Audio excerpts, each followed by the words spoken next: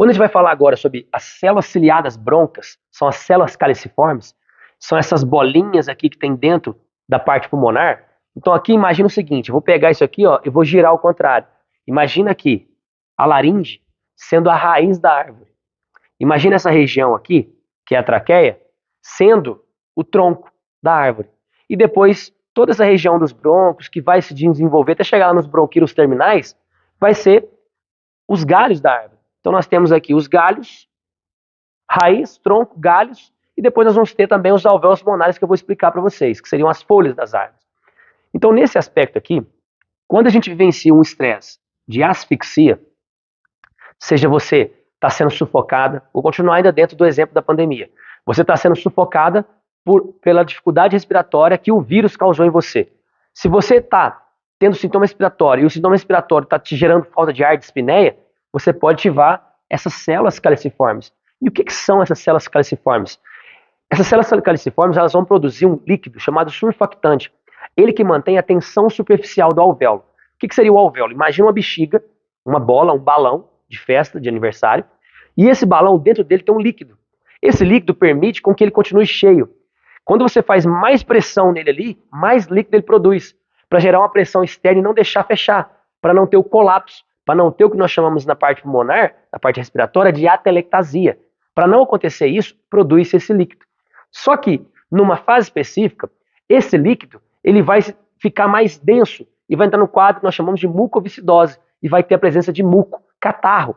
E agora esse catarro, esse muco, vai dificultar a troca gasosa, vai dificultar a respiração. E o paciente entra num quadro cíclico. Então, quanto mais falta de ar, quanto mais asfixia, quanto mais o paciente se sente sufocado de forma real ou virtual, simbólica, imaginária. Ou seja, imagine que o paciente, ele trabalha e aquele trabalho para ele está sufocando ele. Aquilo está sendo uma sobrecarga para ele que ele não consegue expandir, ele não consegue respirar. Ou às vezes é uma mulher que está num relacionamento que tem um relacionamento abusivo, onde o namorado, ou o marido, ou o noivo, enfim, sufoca ela. E aquilo pode fazer ela estar sempre ativando as células caliciformes. E aí você vai perceber na vida dela que tem momentos, às vezes, quando ela está com o namorado ou o marido, né? Esse exemplo que eu estou dando aqui, ela vai ter um sintoma específico e vai ter outros momentos que vai mudar. Vai ter momentos que ela não vai ter muito sintoma, vai ter momentos que ela vai ter muita secreção ali. E isso, a gente precisa entender todo esse aspecto, senão o paciente não sai dessa cronicidade. Então, as células caliciformes são células que vão manter esse alvéolo inflado, para continuar mantendo a sua sobrevivência. Isso aqui pode ocorrer muito com pessoas que foram vivenciar algum afogamento, foram soterradas, e a terra ali está pressionando, não deixa ela respirar. Sempre no aspecto real ou figurativo, simbólico e virtual, imaginário, a gente tem que entender isso, que nós somos seres que pensamos, então logo não somos iguais aos animais irracionais. Nós conseguimos pensar no que vai acontecer, nós conseguimos vivenciar um estresse que sufoca a gente no trabalho. Às vezes o animal não vai ter isso, o que vai sufocar ele realmente é um outro animal que veio aqui no focinho e prendeu ele. Então um leão que pegou lá uma gazela e travou a boca.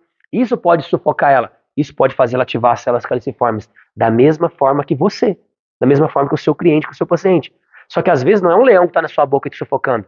Às vezes o que está te sufocando é uma conta que você não tem dinheiro para pagar, que você está tendo que trabalhar com uma coisa que você não gosta, ou está tendo que trabalhar muito.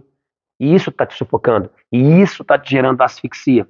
Só que às vezes agora, você já resolveu todo o problema, entrou na solução, mas ainda está tendo sintomas. Porque você pode ter o que nós chamamos de conflito local. Agora você curou, entrou em todo o aspecto, entrou na fase de reparação, só que a dispneia, a falta de ar que o catarro, o muco está te causando, está fazendo você ficar ativando aqui. E aí você entra num ciclo. E aí você fica aqui num ciclo vicioso, de fato. Então o paciente, inicialmente, produz líquido e tudo mais, tem outras fases, e depois ele fica nesse ciclo. Falta de ar, dispneia, isso me sufoca, isso me gera asfixia, eu não aguento, e ativa de novo. Vamos lá, vamos continuar avançando. Depois a gente vai entender também todo o aspecto da laringe, das cordas vocais, da parte bronquial, tá?